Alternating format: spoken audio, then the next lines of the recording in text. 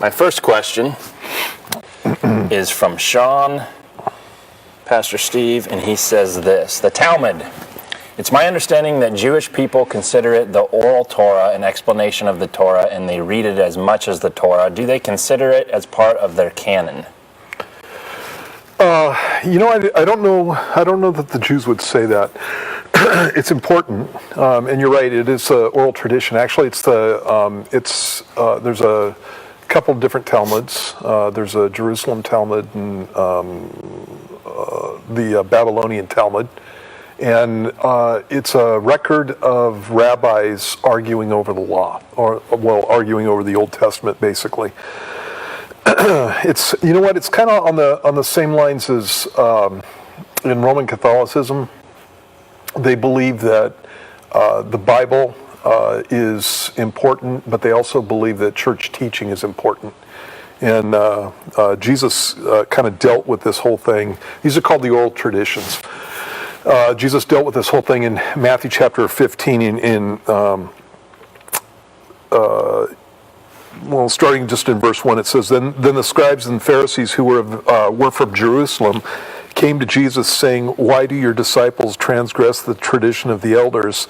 For they do not wash their hands when they eat bread.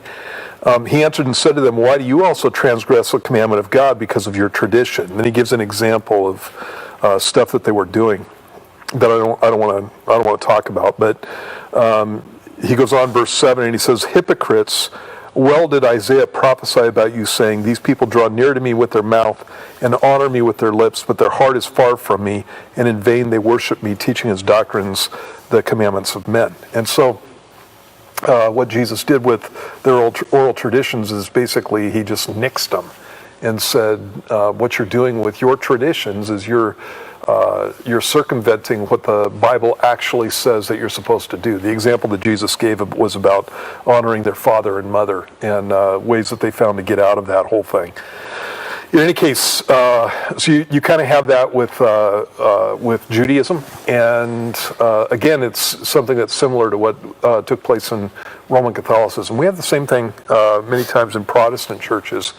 So, for example, when you have churches that say that you shouldn't be able to walk into church without good clothes on, that's not taught in the Bible. That's a tradition, And there are other issues that Christians come up with. As far as what we believe to be acceptable behavior or an acceptable lifestyle that's not taught in the Bible. And so it's a really important thing to keep the things that we do biblical. So, all right.